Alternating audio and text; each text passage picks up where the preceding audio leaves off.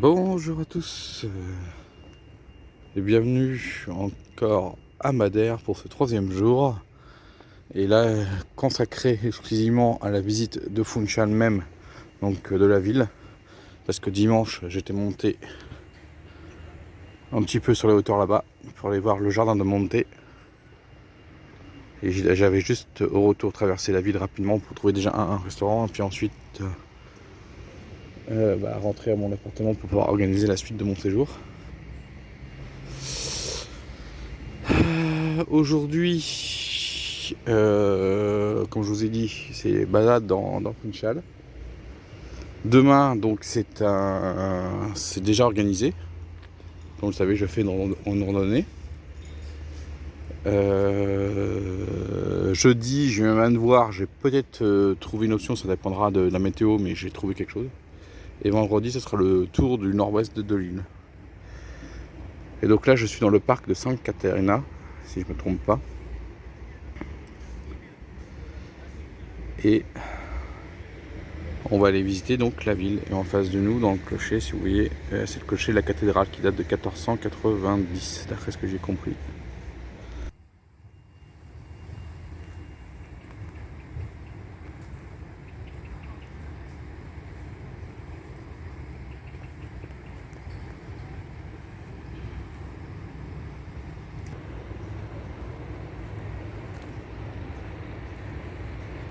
Vous voyez, dimanche, j'étais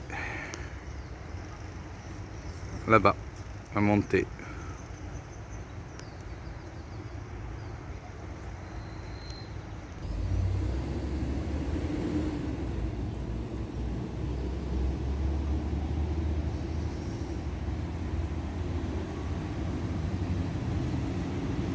Ah, vous verrez le nombre de lézards qu'il y a sur ce mur, ou ce qui ressemble de lézards.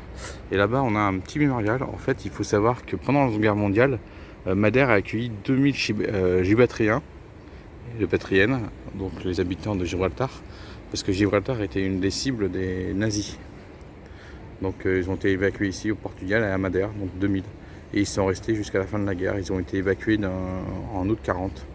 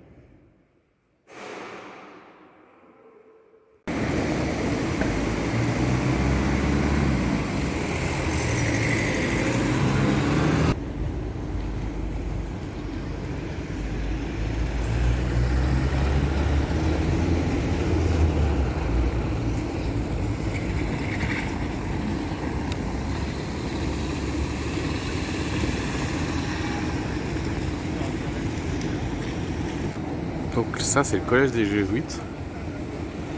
Là-bas, vous avez donc la mairie. Et là, vous avez le musée des arts sacrés.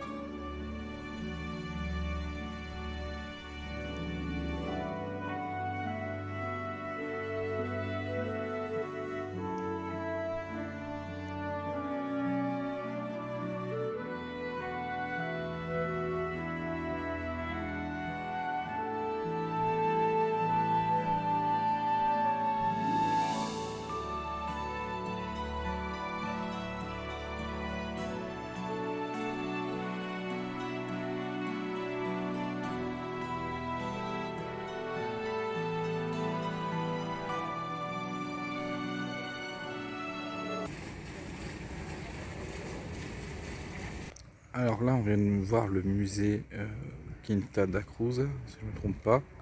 Et tout à l'heure, vous avez pu voir un petit extrait du musée Franco, qui est sur les deux artistes peintres portugais du XXe siècle et qui ont fait leur classe à Paris. Et là, je suis dans le jardin. Je vais me reposer 5 minutes parce qu'avec la chaleur qu'il fait, je peux vous dire que je transpire comme pas possible. Donc le musée est juste là. Il y a 17 salles et c'est vraiment bien. Et ça coûte 3 € l'entrée au moment où moi j'ai fait la visite. Et là je suis dans le jardin qui est gratuit. Regardez tous ces oiseaux du paradis.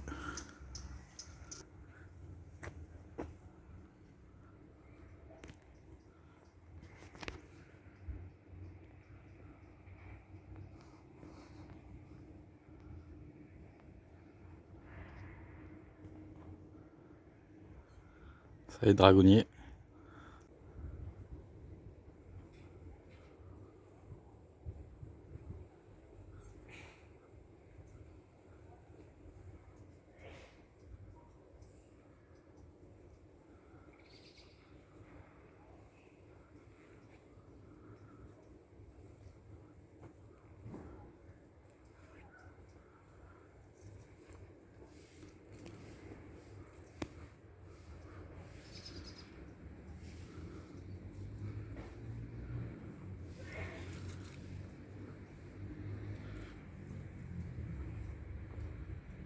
Ils adorent cet environnement.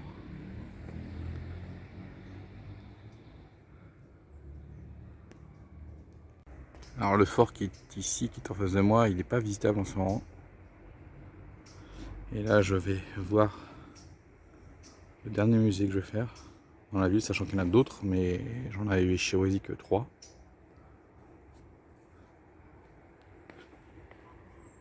Et puis après on va trouver un endroit pour manger, parce qu'il se fait tard déjà.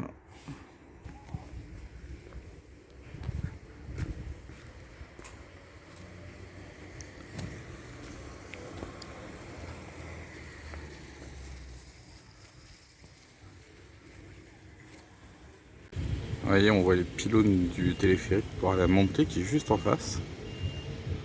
Voilà, si vous voyez, c'est le palais est là-bas. Hop. Et vous voyez comment la météo change sur les hauteurs de Madère. Donc il peut faire très beau sur la côte et bien nuageux entre les hauteurs. Donc très important de connaître la météo.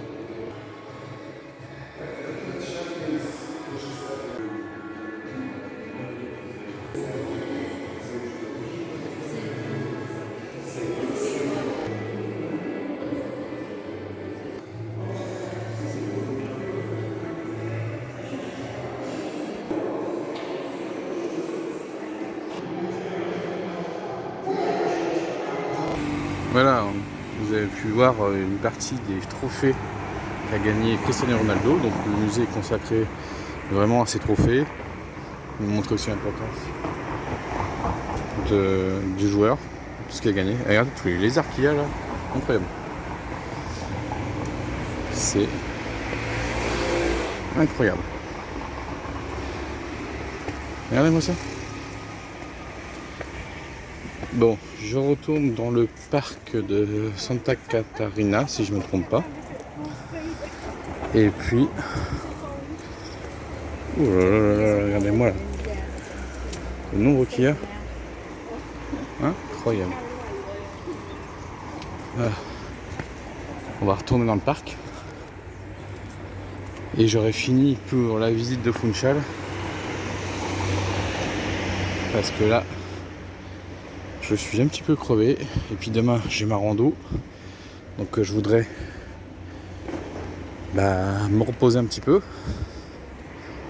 pour pouvoir faire la marche de demain, même si elle ne fait que 5 km. Je connais pas Ça... Difficulté, a priori c'est une marche facile, mais bon.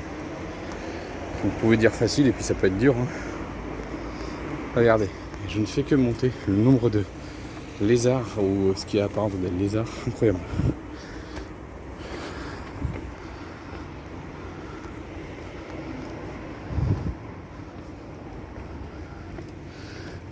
Donc c'est facile, hein. Alors Cristiano Ronaldo est né à Funchal, hein. Donc c'est vraiment l'enfant du pays. Et oui, le port aussi. Donc le musée est juste là.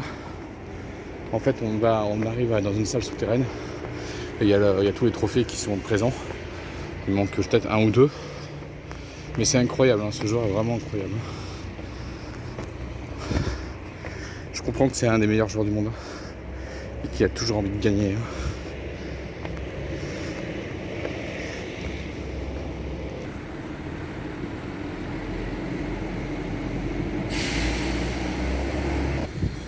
Voilà, vous voyez la météo là-bas, bah, c'est ce que j'ai prévu de faire jeudi. Si il fait beau, parce que si c'est comme ça, honnêtement je vais pas y aller. Hein. Donc j'ai toujours une solution B. Voilà, mais c'est pour vous montrer, voilà, là on est vraiment dans Funchal et dans les hauteurs de Funchal, voilà c'est nuageux. Météo changeante. Regardez-moi cet arbre. Il est bien haut, hein. Comparé à l'autre.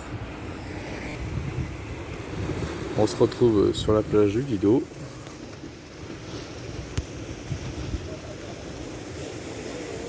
Non, j'avais vu les crabes. Et d'après ce que j'ai compris, il y a un chemin qui longe les hôtels. Donc on va aller voir ça. Et ça nous permet de revenir sur la plage où j'étais hier. Donc on va regarder, on va voir. On va aller le plus loin possible. Donc il y a bien le chemin, il existe. Et d'après mes derniers renseignements, il y a sur les 200 autour de 300 derniers mètres, il est fermé. Pour cause d'entretien, d'après ce que j'ai compris. Donc on va aller voir ça. Bon, après c'est que des hôtels. Hein. Et bien le chemin il est vachement agréable. Donc là on a une réserve biologique ici. Marine. Et puis là-bas vous avez les îles désertes, d'après ce que j'ai compris. Donc il y a 3 îlots ou 3 grandes îles. Et après je sais qu'au nord-est de l'île de Madère il y a encore une grande île. Et c'est ce qui fait l'ensemble de l'archipel des Madères. Maintenant on va continuer, je vous dis on va aller le plus loin possible. Normalement ça va ramener à la plage de Formosa. Donc ça c'est les complexes de plages privatisés. Et nous le chemin il est en face.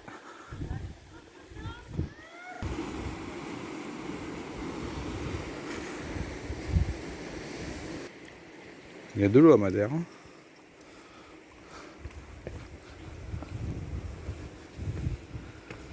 tout cas, il n'y a pas grand monde hein, sur la promenade. Première partie oui, mais dès qu'on arrive sur cette seconde partie, là j'ai croisé que 5-6 personnes alors que tout à l'heure j'en avais partout.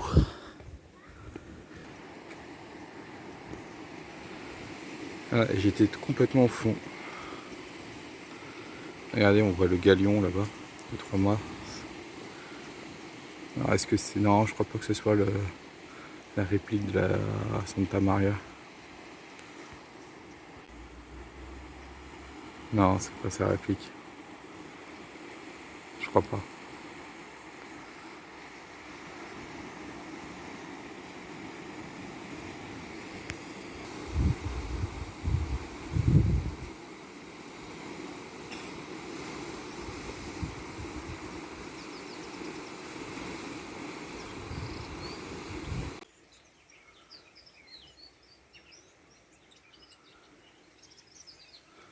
Il y a même des figuiers de Barbarie. Mais pas que. Vous voyez, il y a des dragonniers.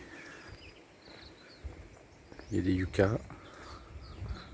D'ailleurs, je sais pas c'est quelle espèce d'arbre. Vous voyez, on est vraiment dans la promenade. Et là, il y a une petite descente si vous voulez aller plus bas. Je vais prendre un point de vue. Hop, je vais juste prendre les quelques premières marches pour vous. On va aller sur le promontoire qui est juste là. Voir la vue que ça donne. Mais il y en a qui sont courageux qui sont descendus jusqu'en bas. Et voilà. Faire attention, j'ai glissé. Est-ce que là, la dernière marche était un peu haute. Voilà. Non, c'est pas mal.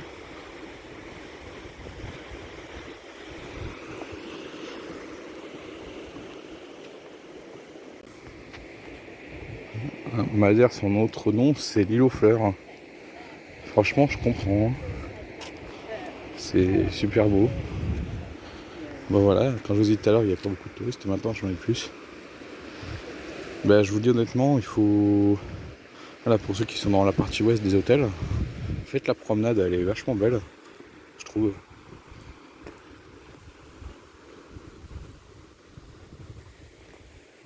Tout est complexe.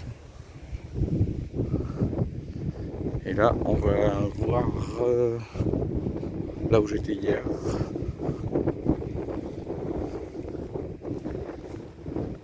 Petit vent qui se lève là.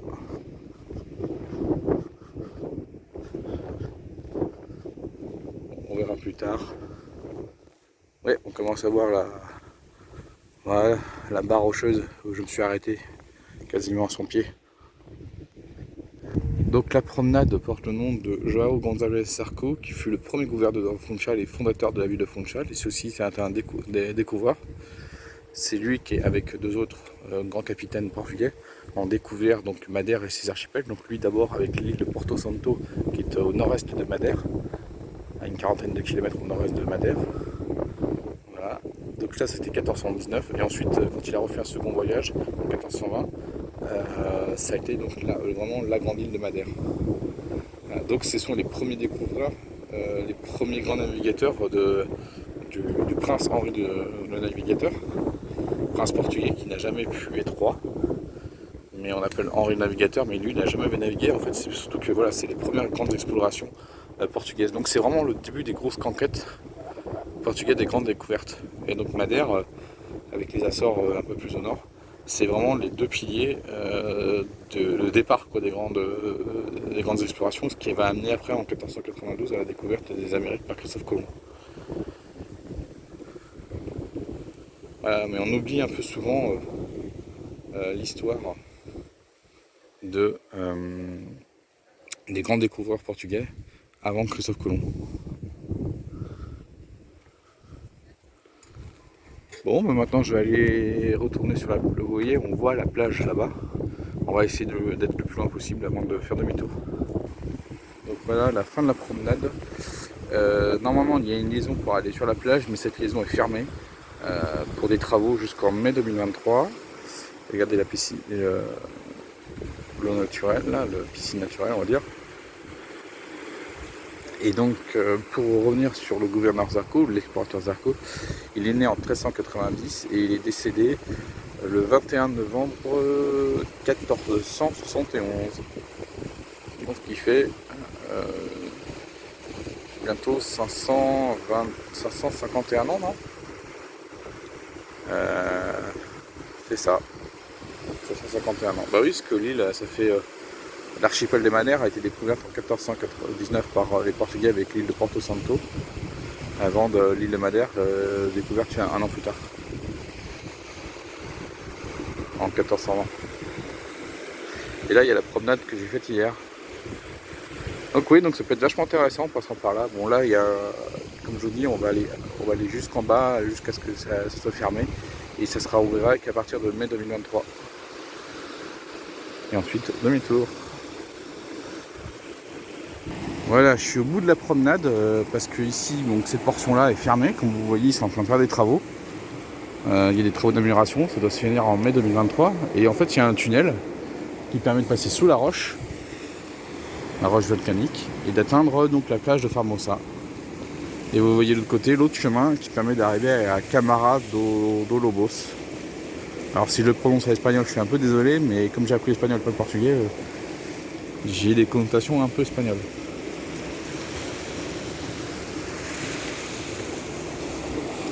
Voilà. Et là, vous avez encore une petite plage privée. La Doca Vagas. Mais alors, je la prononce à l'espagnol, je suis désolé. Hein.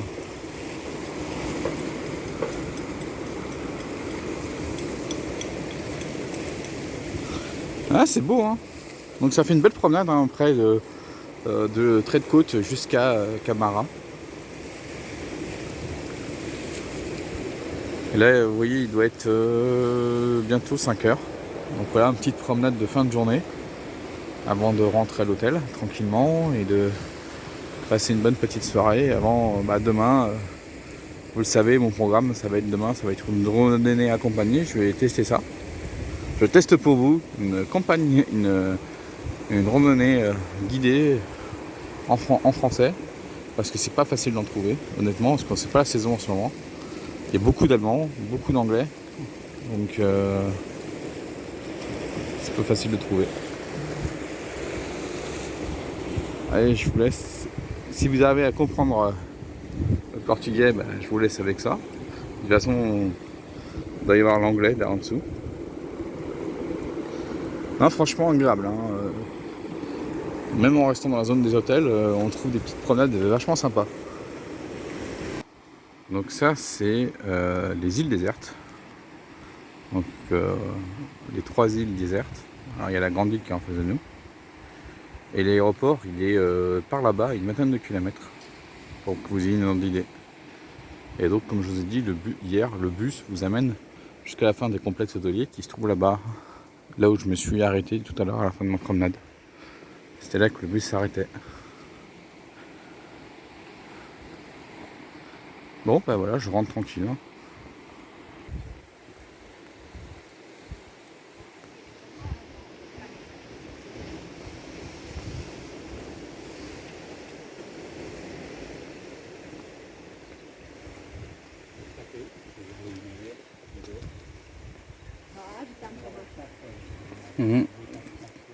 Bobby 1, Bobby 2. Regardez-moi, ils sont pépères. Hein.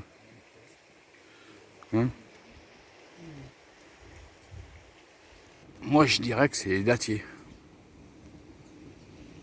Je sais pas, vous. Pour moi, c'est des dattes là-haut. Bon. Donc ça y est, là, je viens de passer... de faire le grand... Là, je suis revenu sur le chemin du Lido.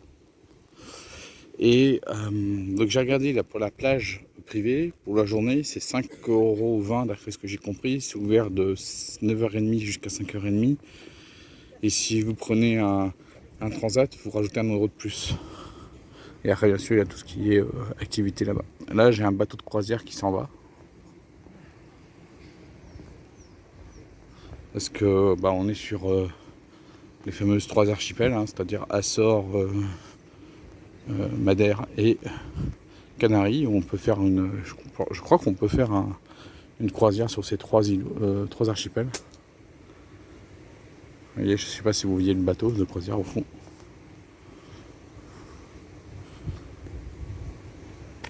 Ouais, moi je suis convaincu que c'est des dattiers.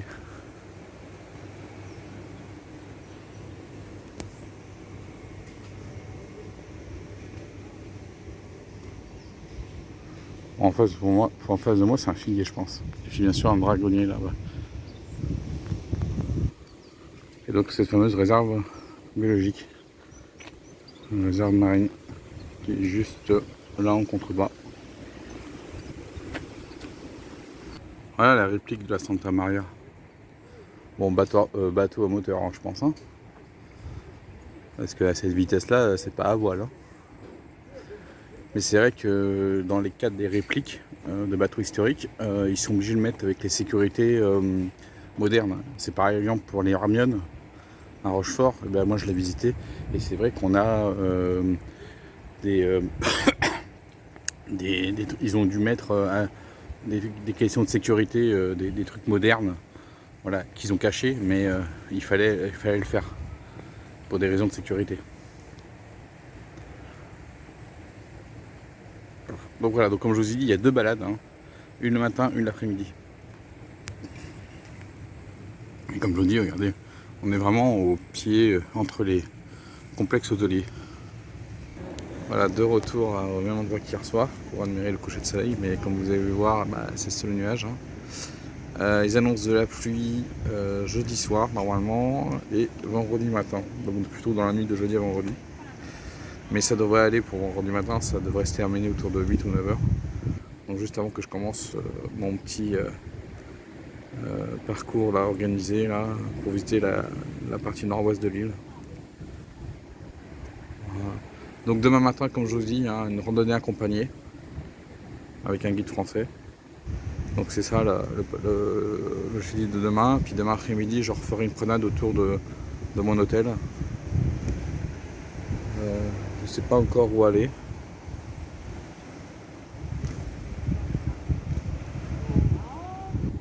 Donc on verra bien. Mais là déjà, ce que je viens de faire là en fin d'après-midi, 2 heures de marche, tranquille, mais vraiment sans se presser. Surtout à admirer le paysage, parce que ouais, c'est vrai, le trait de côte est pas mal. Allez, je vous laisse. Je n'ai pas encore fini la vidéo, mais je vous dis à tout à l'heure. Regardez-moi tous ces crabes. Il y en a 2, mais j'en ai vu un tout petit tout à l'heure bouger. Il a dû se cacher, j'en ai vu un autre aussi qui a bougé. Il s'est caché. Là, il y en a 3. Mais j'en ai vu un tout à l'heure par là. Et ils sont beaux. Comme je le disais, Madère, c'est une escale pour les bateaux de croisière. Il y en avait 3 tout à l'heure à Funchal. Donc voilà, il s'en va vers, je pense, les Canaries ou ailleurs sur l'île. Bon, ne me fiez pas des apparences. Dans la piscine, il y a des gens qui y vont, mais c'est surtout des Allemands ou des nordistes, comme on dit. Mais c'est incroyable. Eux, ils y vont. Moi, franchement, elle est trop froide pour moi. Je suis trop frileux. Donc voilà les amis, donc là je viens de rentrer, je viens de manger dans un restaurant, franchement je vous ai pas fait d'image, pas de photos, parce que voilà quoi, j'étais hier, mais là c'est vraiment limite quoi, le service un peu trop long. Alors on va faire mon rabat-joie de français, mais bon, service trop long. Quand j'ai voulu payer, le chef était pas là, il était parti quelque part, ils n'arrivaient pas à le trouver. Bon, ça va, j'ai pas payé trop cher. Le problème, c'est qu'on est à côté du... Alors, je sais pas si c'est un poste de relevage ou une micro-station. Ce qui fait que de temps en temps, il y a des odeurs d'égout qui ressortent. Et je peux vous dire que c'est... Voilà, quoi. Vous êtes à une table et puis vous sentez l'égout juste à côté. Donc, voilà, je voulais pas critiquer, mais vous, dans les avis, si vous le trouvez, ce restaurant dans les avis sur Map, vous comprenez où j'ai mangé. Mais là, c'est laisser tomber, quoi. Voilà. Sinon, j'espère que cette journée vous a plu dans la découverte de Funchal.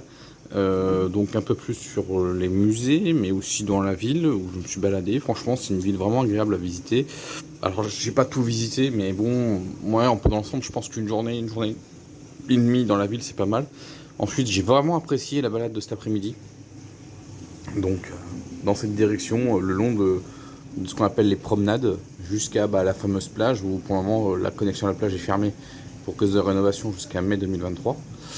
Donc voilà, pour aujourd'hui, moi je vais vous laisser. Vous savez, demain, mon programme, pour ceux qui viennent, qui n'ont pas vu les vidéos précédentes, je vais faire une sortie organisée, donc une randonnée dans le nord-est de l'île, si je ne me trompe pas. Donc c'est pour la matinée. Ensuite, je passerai l'après-midi, j'irai vous faire une petite balade dans l'après-midi autour de la zone des hôtels. Et donc ça, c'est mon programme pour mercredi.